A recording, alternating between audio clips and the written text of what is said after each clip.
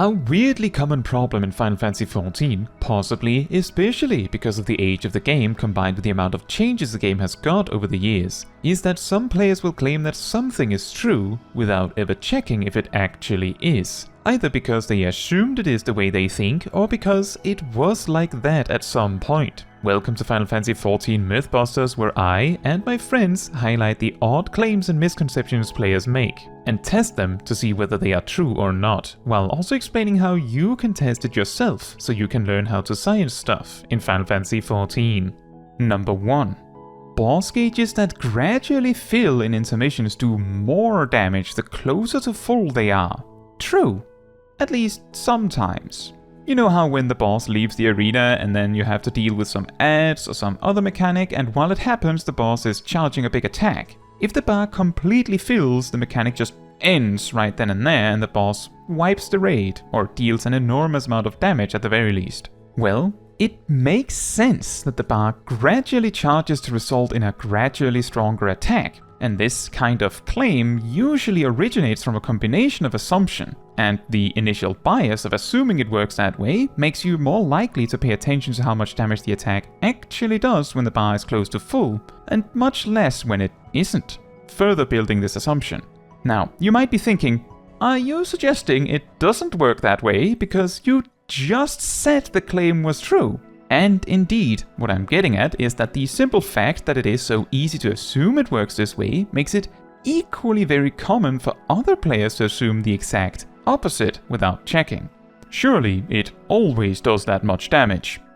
Or not noticing when the damage difference is relatively small. Further muddied by the fact that often a handful of defensive options come out in response to these kinds of mechanics, making the exact amount of damage taken extremely inconsistent. To demonstrate how this works, for this claim I have footage of 2 different fights. One we more commonly see significant damage from, and another where it is a bit more like a footnote by comparison.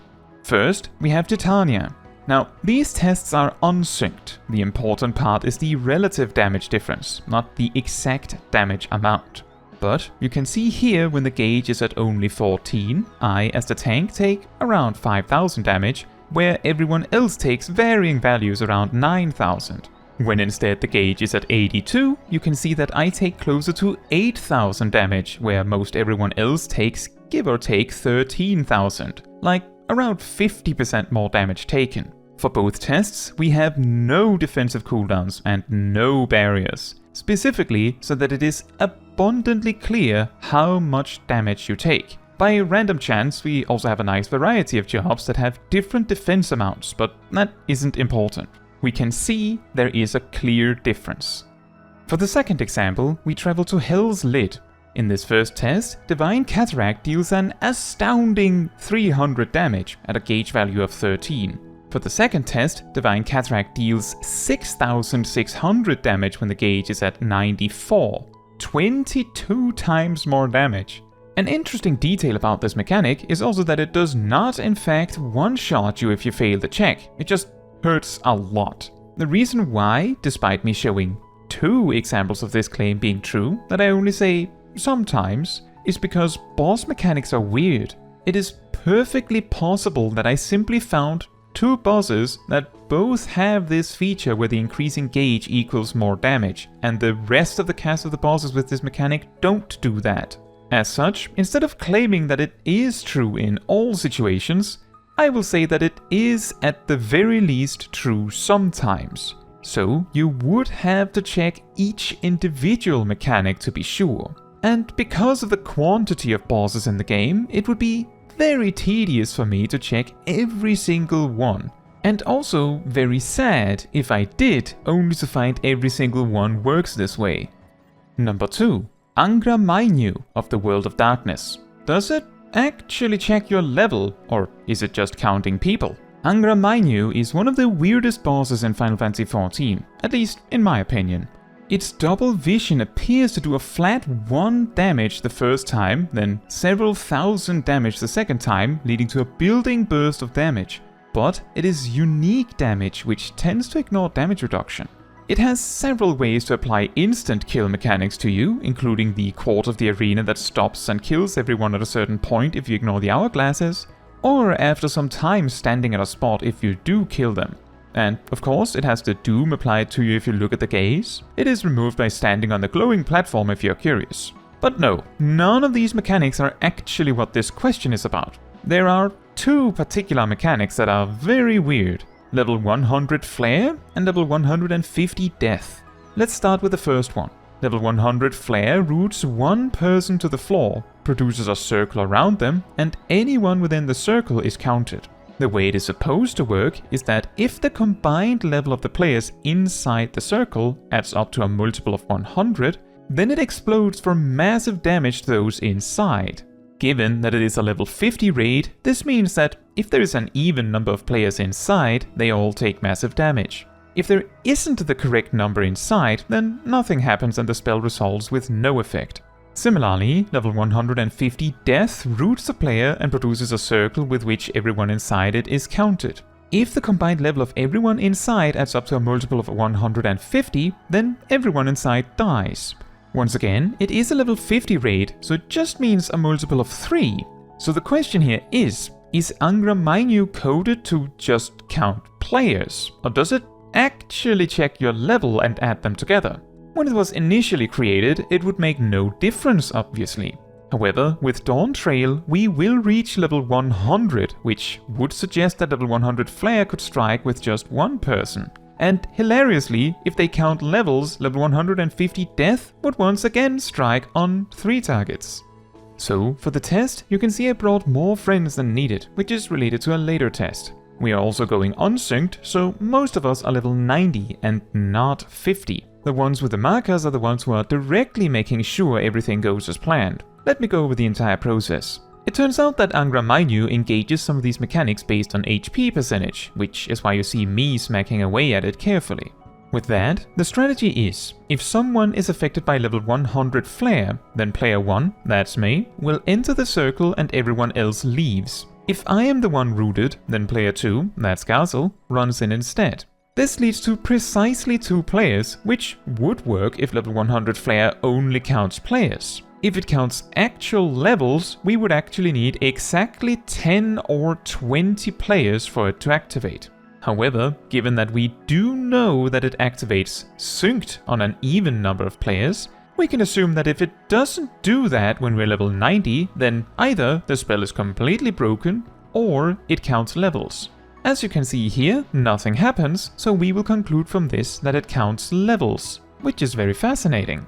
For level 150 Death then, we have a similar setup. When someone is rooted, player 1, that's me, and player 2, that's Cradle, runs into the circle and everyone else leaves. If Cradle or I am the one rooted, then player 3, that's Cradle, runs in instead. We have the same observation that nothing happens, so we conclude that also counts levels, which is a lot less surprising of course given the prior discovery. This would also mean if we had 5 level 90 players stand in it, they would all die, because that would add up to 450, which is a multiple of 150. Number 3. What actually happens when Cerberus eats everyone? This one is always a funny thought experiment. The 2 common answers I've heard for this one are: the fight resets, obviously the boss has no one to attack, and everyone is just in the belly and the fight continues as normal. It turns out both are wrong. But there's a bit more story to it than that. So for these tests I brought 6 friends along. 5 should be plenty, although it might be limiting for testing as you will see later. I originally brought these players to make sure the fight before Cerberus went cleanly, but I don't even know for sure if it was needed. That said, let's get to Cerberus. For this question, there are a few things worth inspecting. What actually happens if everyone is eaten all at once? And what happens if the last person outside dies, so there are only players left inside the belly? Let's start with the first one. To test this, place everyone on top of each other stacked closely. Cerberus seems to progress to the unchained state after a certain amount of HP is lost, so we have someone carefully whittle down the doggo. Eventually, he will put out the purple orb that pulls his mini debuffs, and eventually he will put out the goop that causes him to eat you. By everyone standing on top of each other, both of these will be unavoidable. Everyone will become mini, and everyone will be eaten at the same time. What actually happens here is that we all zone in, a bit in waves, possibly partly related to loading times, but Cerberus essentially flushes everyone out. Weird. Notably, he does not reset even though there is a very short moment where everyone is inside. But as you can see here, he also does not let everyone stay in. That means that if Cerberus eats everyone, he actually ejects everyone back out, it seems. Or what? I'll get back to this. For the second question, what happens if the last person outside dies with everyone else inside? Given how Cerberus reacts to everyone being inside, you might already be able to guess what happens. Although, you might be surprised by the presentation.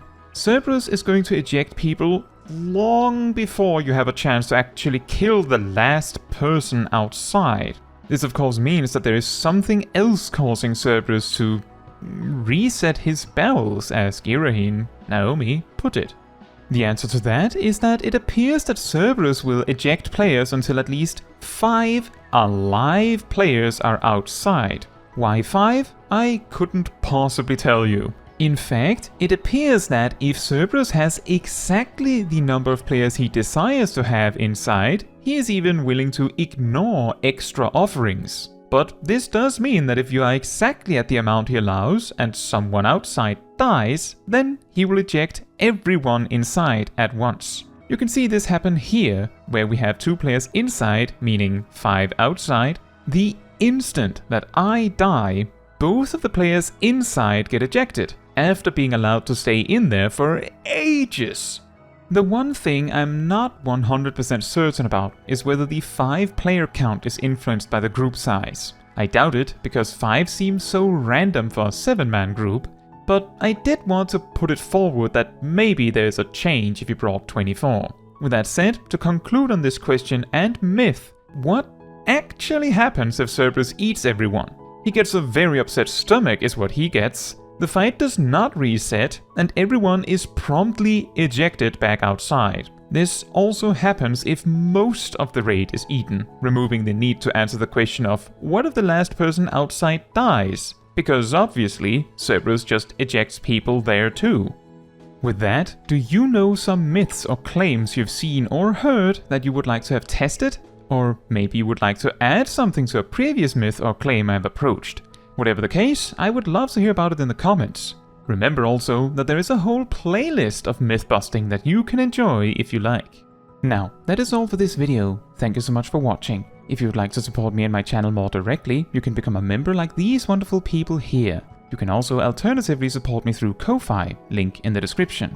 You can also support the channel by letting the YouTube algorithm know by liking the video, leaving a comment, subscribing, sharing, and hitting the bell to get notified when next I post a video. Fun fact, the Cerberus ABC, A takes ads, B goes belly, C does chains, often falls apart because, well, at least especially because a lot of players have no idea how to enter the belly in the first place. This has led to the much funnier A, all in the belly, B, belly time, and C, can you believe that we're going in the belly, or whatever you like. For those actually uncertain how to do it, you enter the belly by first being made tiny by the purple orb, and then you stand in the purple goop. If you're mini, you will enter the belly. If you're not, you will die. Good luck!